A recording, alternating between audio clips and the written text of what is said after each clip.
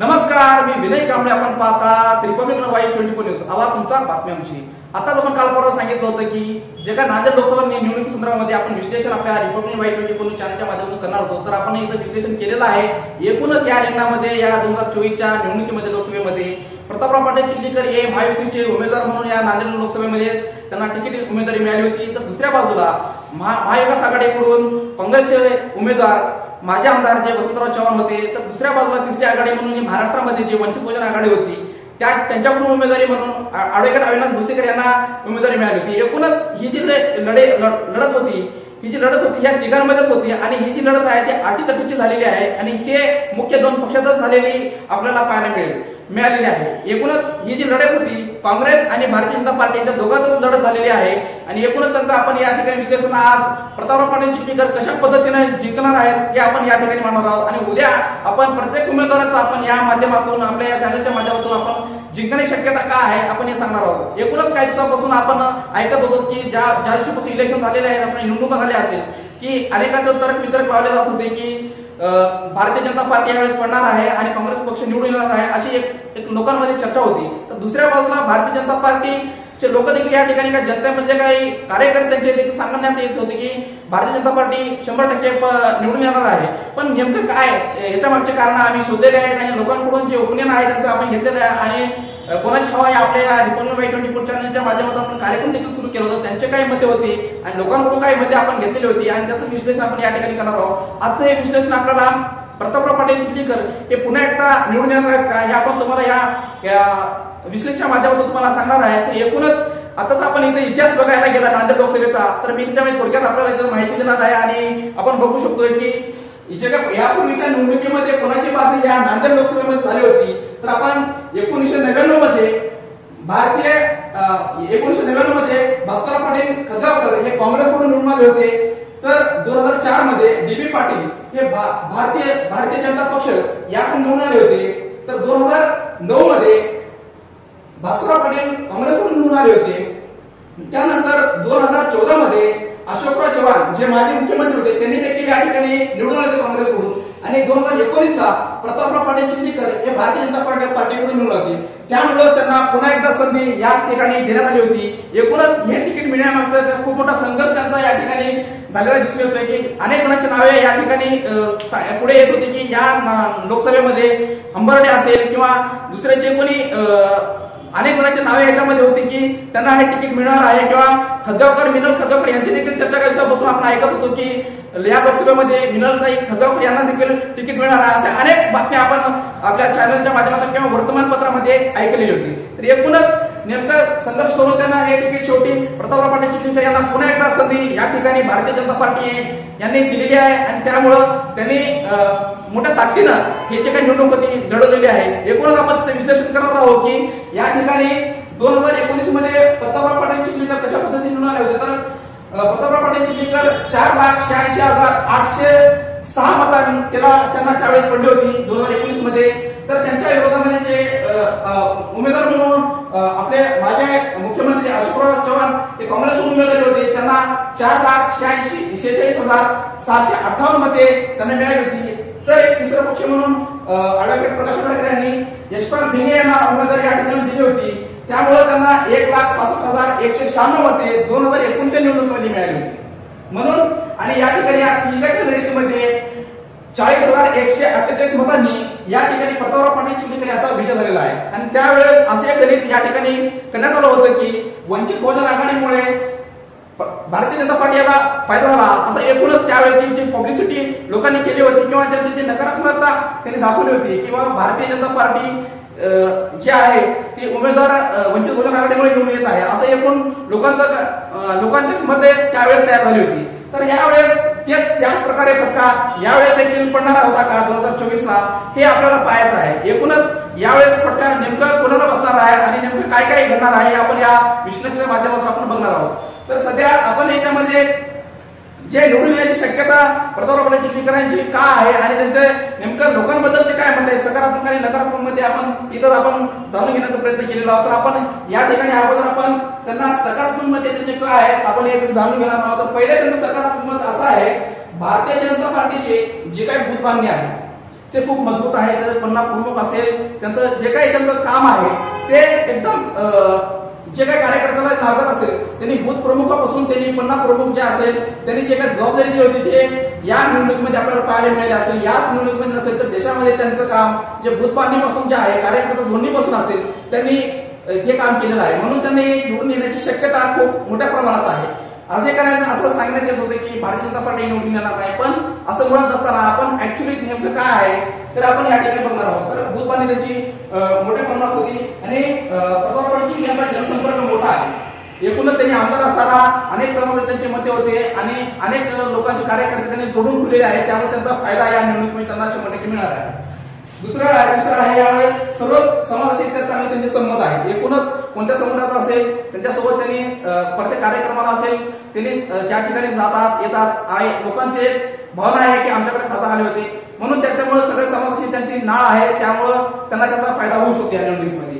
तर ते चौथं आहे त्यामध्ये आमदार असताना मुस्लिम समाजाची देखील मते मिळाली. कारण काय काही जणांनी म्हणले की भारतीय जनता पार्टीला यावेळेस मुस्लिम समाज समुदायाची जे काही मते आहेत ते मिळणार नाहीत, पण प्रतापराव चिखलीकर यांचे काही लोक त्यांना मानणारे वर्ग आहे मुस्लिम समाजाचा, तो देखील त्यांना या निवडणुकीमध्ये फायदेशीर ठरणार आहे.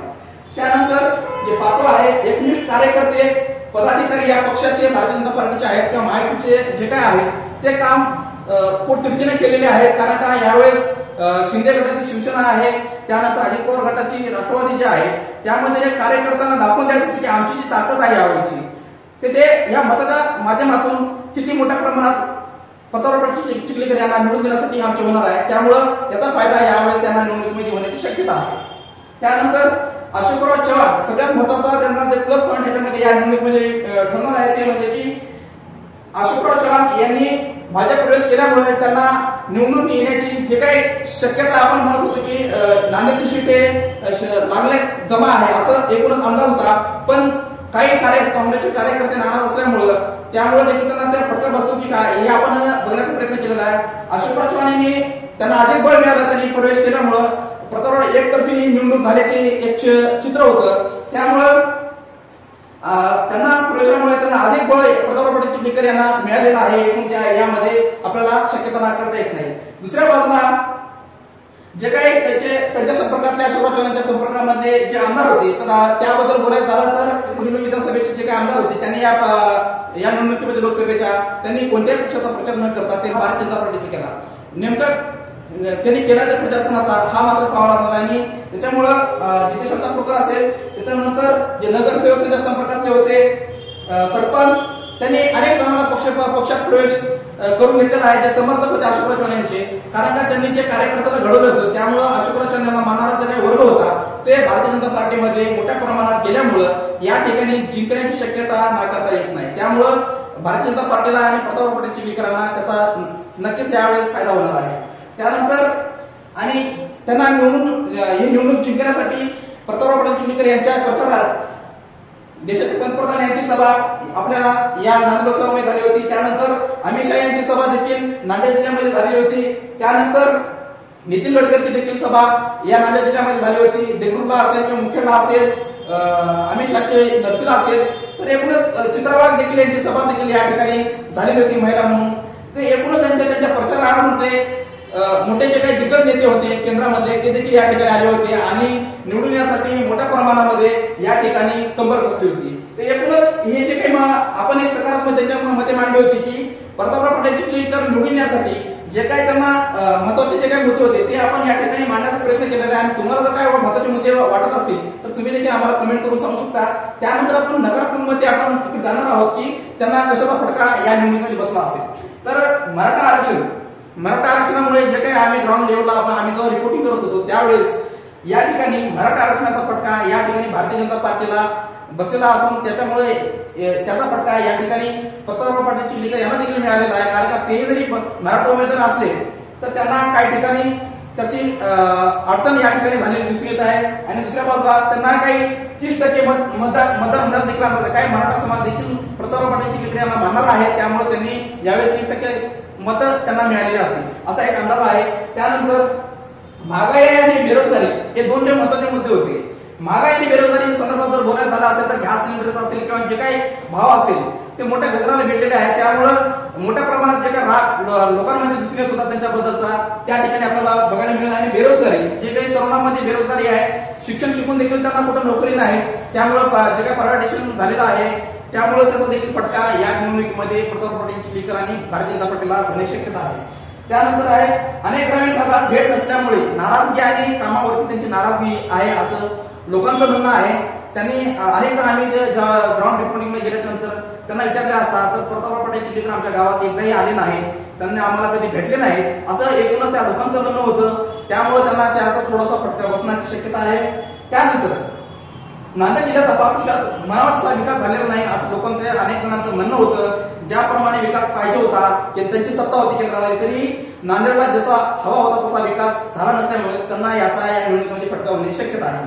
त्यानंतर महायुतीतील व भाजप कार्यकर्त्यांमध्ये गटबाजी, म्हणजे एकूणच या लोकसभेच्या निवडणुकीमध्ये अनेक 2-3 गट या ठिकाणी पडले होते. त्यानंतर महायुतीमध्ये जी काही लोकांना सन्मानजनक वागणूक मिळाली नाही असं ऐकण्यात येत होतं. एकूणच त्यावेळेस निवडणुकीच्या वेळी त्यांनी प्रताप पाटील चिखलीकर या ज्या समस्या होत्या त्या समस्या सोडवण्याचा प्रयत्न केला असेल, पण तरीही कदाचित काही जणांना त्याचा फटका बसण्याची शक्यता आहे असं सांगण्यात येत आहे. पण नक्की त्यांनी जे काही अडचणी असतात त्या दूर करण्याचा प्रयत्न या ठिकाणी केला असला असे अंदाज आहे.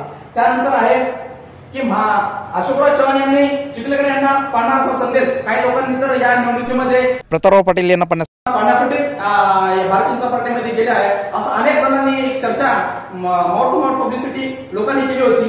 पण ते नेमकं काय खरं आहे की एकूणच त्यांना पाडणारा संदेश मिळणार नाही, कारण का त्यांना राज्यसभेवर घेतल्यामुळं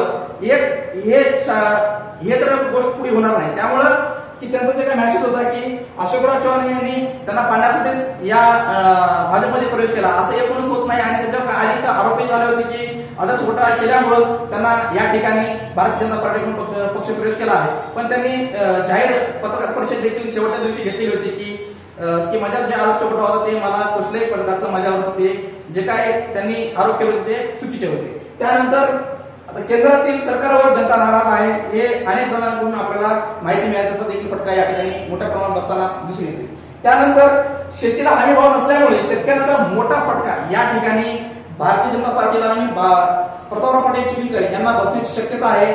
त्यामुळं या निवडणुकीमध्ये किती मते प्रतापराव पाटील चिखलीकर यांना मिळणार आहेत आणि ही जी लढत आहे तर ही लढत सरळ 2 पक्षामध्ये काँग्रेस आणि भारतीय जनता पार्टीमध्ये होणार आहे.